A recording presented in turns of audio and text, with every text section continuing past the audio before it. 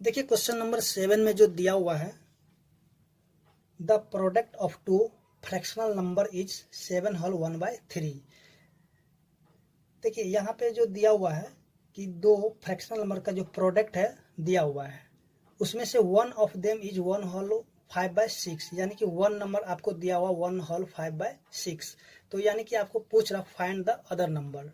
तो चलिए यहाँ पे सॉल्व करते क्वेश्चन नंबर 7 को। देखिए प्रोडक्ट ऑफ टू नंबर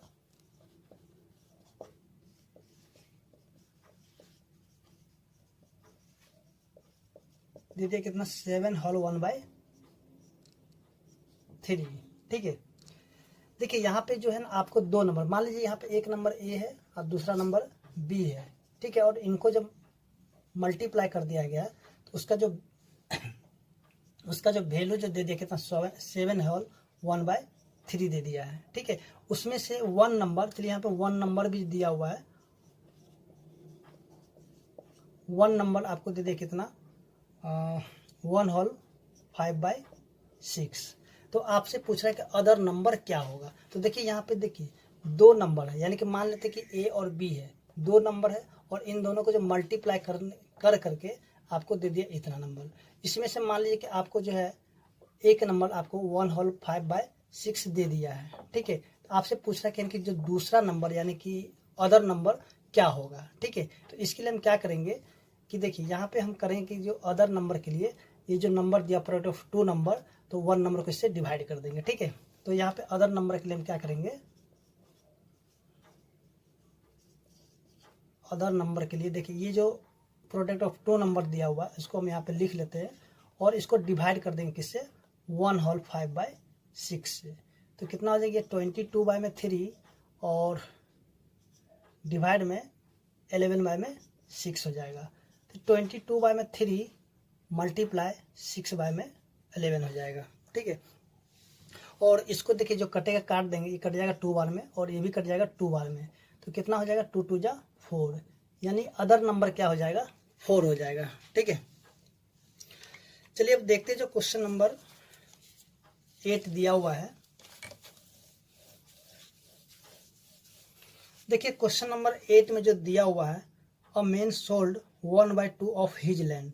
देखिए एक आदमी जो है अपने जमीन का 1/2 जो पार्ट है उसको क्या किया, सेल कर दिया। ठीक है, तो चलिए यहाँ पे हम करते क्या कि जो क्वेश्चन नंबर 8 के लिए देखिए यहाँ पे जो 1/2 सेल कर दिया, तो सबसे पहले हम क्या करते हैं, होल लैंड को हम मान लेते हैं 1, होल लैंड को हम मान लेते क्या, 1 मान लेते हैं। यानी कि इसके पास जो है एक आदमी के पास जो लैंड कितना था, यानी कि पूरा पूरा एक था। ठीक है, और इसमें से उसने सोल्ड कर दिया, यानी कि बेच दिया। कितना बेच दिया, देखिए सोल्ड किया कि 1 का जो है 1/2 पार्ट को सोल्ड कर दिया। ठीक है, यानी कि इसको अगर हम मल्टीप्लाई करें तो 1/2 को सोल्ड कर दिया। अब देखिए रिमेनिंग लैंड उसके पास कितना बच गया, यानी कि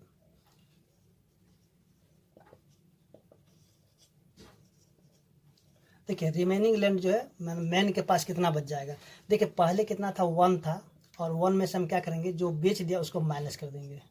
तो ये कितना हो जाएगा, देखिए इसको हम सॉल्व करेंगे तो 2 - 1/2 यानी कि 1/2 अभी भी रिमेनिंग उसके पास बचा हुआ है। ठीक है, चलिए अब आगे देखते हैं। देखिए आगे जो दिया हुआ है, अब कहता है he gave 1/2 of the remaining portion to his son. तो चलिए अपने जो यानी कि जो बचा हुआ है उसका जो है 1/2 अपने बेटे को दे देता है। ठीक है, चलिए यहाँ पे हम लिखते हैं सन। तो देखिए सन को कितना दिया, देखिए अब आदमी के पास जो 1/2 लैंड बचा हुआ, इसका जो है 1/2 अपने बेटे को दे दिया। तो बेटे को कितना दिया, देखिए इसको हम मल्टीप्लाई करें तो 1/4। ठीक है, 1/4 जो है अपने बेटे को दे दिया। अब देखिए आगे हम देखते हैं, and 1/3 of the balance to his daughter. अब जो बचा हुआ है, ठीक है, उसका जो 1/3 अपने बेटी को दे दिया। चलिए यहाँ पे जो डॉटर को कितने दे दिया,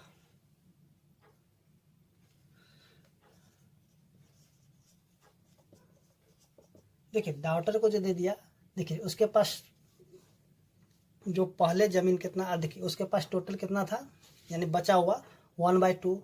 1/2 का जो है 1/2 अपने यानी कि सन को दे दिया। ठीक है, देखिए 1/2 हो गया, ठीक है। और इसमें से हम क्या करेंगे कि इसका अपने बेटे को कितना दे दिया, देखिए 1/2 और माइनस कर देंगे कितना, अब जो बेटा को दे दिया यानी कि सन को दिया 1/4, ठीक है। और इसका जो है 1/3 अपने बेटी को दे दिया। चलिए यहाँ पे बेटी को कितना दे, चलिए यहाँ पे हम सबसे पहले करते हैं क्या कि इसको सॉल्व कर लेते हैं, उसका पता चले इसको बेटी को कितना दिया। देखिए 4 2 माइनस में 1 ऑफ 1/3 तो हो जाएगा कितना 1/4 ऑफ 1/3, तो 1/12 जो है अपने बेटी को दे दिया, ठीक है। अब हमें यहाँ पे बताना क्या है आगे, देखिए यहाँ पे बताना क्या है कि what fraction of his land is left with him. तो चलिए यहाँ पे हम लिखते हैं कि लेफ्ट विद हिम। तो देखिए अभी देखिए उसके पास जमीन जो लेफ्ट कितना था 1/2, ठीक है। और माइनस करेंगे क्या, देखिए बेटे को कितना दिया 1/4, उसका बेटी को कितना दे दिया 1/12 दे दिया, ठीक है। और इसको इसमें से माइनस कर लेते हैं, तो जो माइनस करके आएगा वही उसका आंसर होगा। तो चलिए हम करते हैं क्या, ऊपर से थोड़ा सा इसको यहाँ से हटा देते हैं। देखिए 1/2 माइनस में, चलिए हम करते हैं क्या, इन सभी का एलसीएम लेते हैं 1 4 और 12 का। तो देखिए यहाँ पे एलसीएम आ जाएगा 12, ठीक है। 2 का टेबल में 12 आएगा 6 का टेबल 6 माइनस में देखिए 4 का टेबल 12 आएगा 3 बार, ध्यान रखिए 3 और प्लस में 12 का टेबल आएगा 12 1 बार में, तो 12 बन जा 12। तो देखिए यहाँ पे क्या हो जाएगा 6 माइनस में 4 बाय में 12, और इसमें से इसको माइनस करके 2 बाय में 12 काटे तो 1 बाय में 6, यानी कि अभी भी जो उसके पास में 1/6 यानी कि लैंड बचा हुआ है, ठीक है। तो चलिए अब देखते हैं जो क्वेश्चन नंबर 9 है।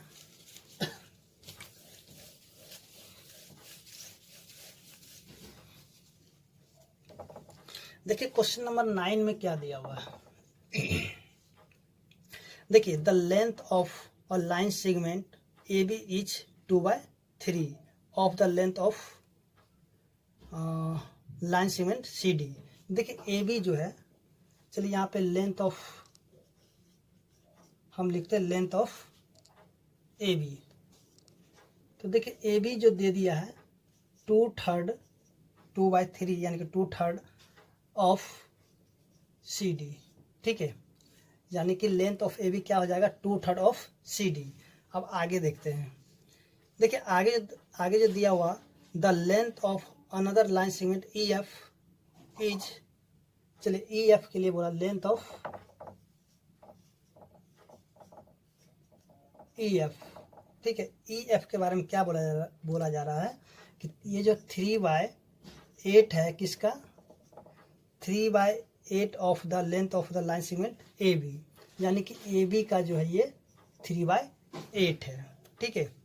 तो देखिए अब बताना क्या है कि what fraction of the length of C D is equal to the length of E F, ठीक है। यानी कि फ्रैक्शन बताना सी डी और ई एफ का, ठीक है।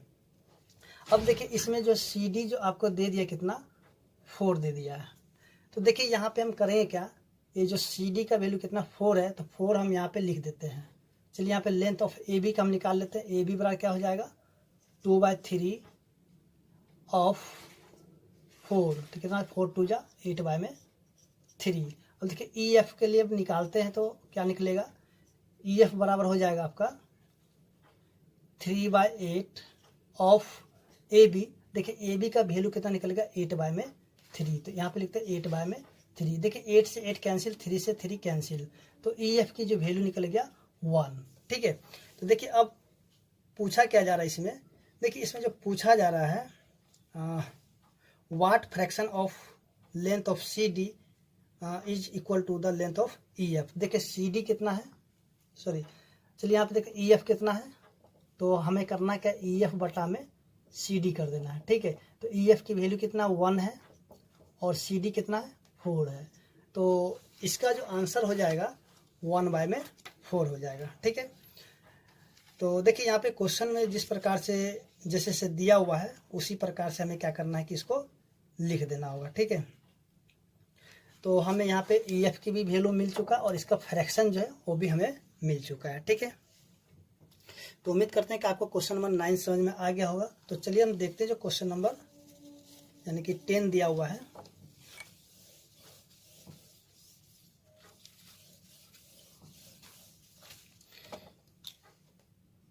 देखिए क्वेश्चन नंबर 10 में जो दिया हुआ है, there are 800 student in a school.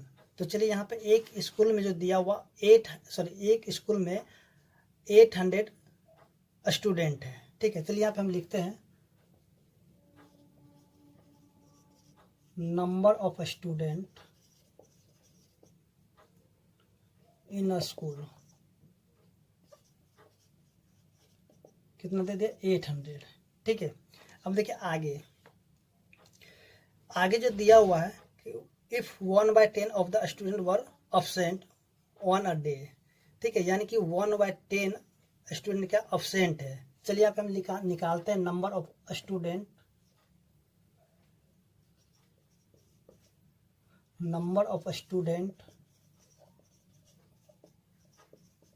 Were absent. देखिए अब्सेंट कितने थे, तो 800 ऑफ 1/10, 0 से 0 कैंसिल, यानी कि 80 स्टूडेंट क्या था, अब्सेंट था। ठीक है, अब आगे हम देखते हैं क्या दिया हुआ है। अब कहता find the number of student that were present that day. तो देखिए यहाँ पे लिखते हैं, चलिए यहाँ पे हम सीधे सीधे लिखते हैं कि प्रेजेंट, चलिए यहाँ पे लिखते हैं number of student were present, number of student present. ठीक है, देखिए प्रेजेंट, देखिए 800 में 80 स्टूडेंट क्या था, अब्सेंट था, तो प्रेजेंट कितना हो जाएगा, 800 माइनस में 80 यानी कि 720 स्टूडेंट क्या था, प्रेजेंट था। तब यहाँ पूछ रहा फ्रैक्शन क्या होगा, तो लिखते हैं फ्रैक्शन। तो फ्रैक्शन क्या लिखें, देखिए प्रेजेंट स्टूडेंट कितना 720 और टोटल स्टूडेंट कितना 800। ठीक है, काटेंगे कट जाएगा ये 9 और ये हो जाएगा 10, यानी कि इसका जो फ्रैक्शन हो जाएगा कितना 9/10 हो जाएगा। ठीक है, तो चलिए इसी तरह हम देखते जो क्वेश्चन नंबर 11 दिया हुआ है। तो चलिए यहाँ पे देखते हैं जो क्वेश्चन नंबर 11 दिया हुआ है। An examination is being held in 2 part and there are 572 examine in all. देखिए यहाँ पे जो दिया हुआ है, एक परीक्षा जो है 2 भागों में आयोजित की जा रही है, यानी कि 2 भागों में किया गया है। ठीक है, और जिसमें कि 572 परीक्षार्थी है। ठीक है, अब देखिए आगे क्या दिया हुआ, 3/11 of the total number of examines appear in part 1 only, यानी कि जितने भी एग्जामिन्स है उसका 3/11 जो है पार्ट 1 में अपियर हुए हैं। ठीक है, और आगे जो दिया होगा 3/13 अपियर इन पार्ट 2 ओनली, यानी कि टोटल एग्जामिन्स का 3/13 जो है पार्ट 2 में एग्जामिन के लिए अपियर हुए हैं। ठीक है, उसके जो the rest appear in both the part, यानी कि अब जो रेस्ट है, ठीक है, यानी कि दोनों में प्रेजेंट हुए, कि दोनों में अपियर हो गए। तो हमें बताना है find the number of candidate appearing in both the part, यानी कि कितने ऐसे कैंडिडेट है जो कि दोनों ही एग्जाम में यानी कि अपियर हो गए। ठीक है, तो चलिए यहाँ पे देखते जो क्वेश्चन नंबर 11 है।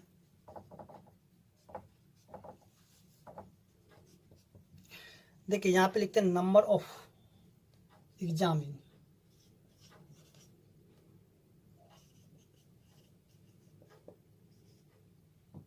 Number of examines 572। उसके बाद number of examine appear in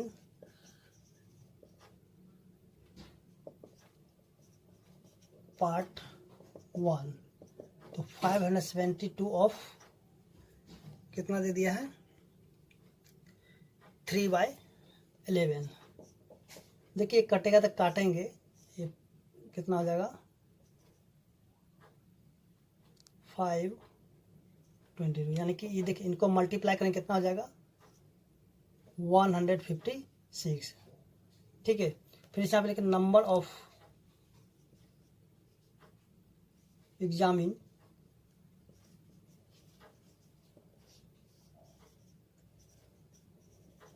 appear in part 2।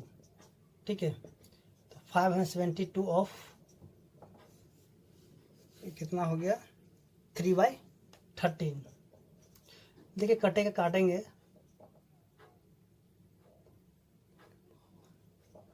तो ये हो जाए कितना 132। ठीक, तो चलिए अब यहाँ पे हम लिखते हैं।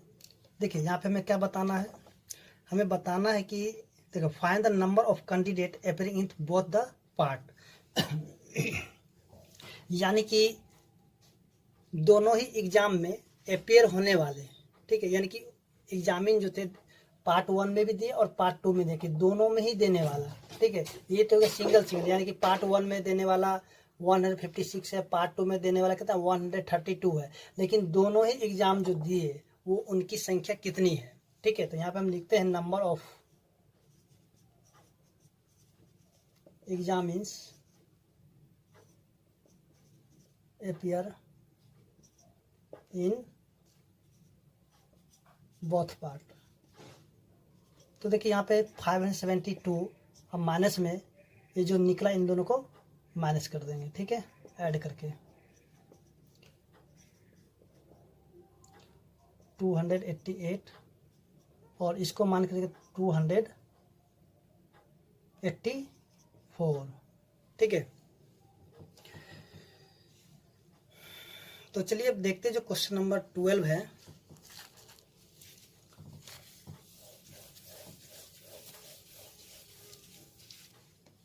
देखिए क्वेश्चन नंबर 12 में क्या दिया होगा, देखिए a man has 2 bundle of note, यानी कि एक आदमी के पास 2 बंडल नोट्स के हैं। The total money in the first bundle is Rs 480 and the other bundle has Rs 300. He gives 1/4 of the first bundle and 1/3 of the other bundle to Bunty. देखिए अब जो है यहाँ पे दिया हुआ है, यानी कि फर्स्ट बंडल में कितने 480 रुपीज़ है और दूसरे बंडल में Rs कितने 300 है। अब देखिए यहाँ पे जो दिया हुआ है, देखिए और उसका जो है यानी कि फर्स्ट बंडल का 1/4 और सेकेंड बंडल का 1/3 जो है बंटी को दे दिया। उसके बाद 1/3 of the first bundle and 1/5 of the other bundle to Binny. अब बिन्नी को जो 1/3 जो फर्स्ट बंडल का और 1/5 जो है दूसरे बंडल का दिया। तो यहाँ पे बताना हो receive more and by how much. ठीक है, यानी कि कौन जो है ज़्यादा रिसीव किया और कितना ज़्यादा किया वो बताना है। तो चलिए यहाँ पे क्या करते हैं, फटाफट इसको सॉल्व कर। तो ये हो जाएगा the total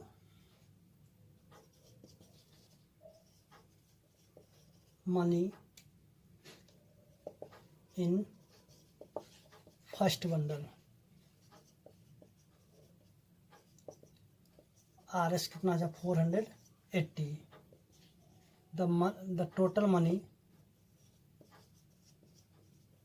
in second bundle, तो Rs हो जाएगा 300। ठीक है, अब देखिए बंटी को कितना मिलता है, तो चलिए यहाँ पे लिखते हैं बंटी। देखिए बंटी को मिला कितना 480 ऑफ इसका जो मिला है इसका 1/4, अब प्लस में 300 का मिल गया कितना 1/3। देखिए कटेगा तो 12 यानी कि 120 अब प्लस में ये कट जाएगा 100 में। ठीक है, तो हो जाएगा 100।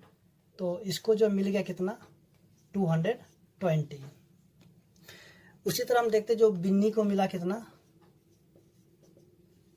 देखिए बिन्नी को मिलेगा 480 का 480 ऑफ 1/3, फिर प्लस में अब 300 का मिल गया कितना 300 का मिल गया है इसका 1/5। ठीक है, ये कटेगा कितना 160 और प्लस में ये कट जाएगा कितना 60। देखिए ये हो जाएगा कितना 220। यानी कि यहाँ जो है इन देखिए बंटी को भी मिला कितना 220 और बिन्नी को मिला 220, यानी कि दोनों को ही बराबर मिला। ठीक है, तो इसका आंसर क्या हो जाएगा 0 हो जाएगा।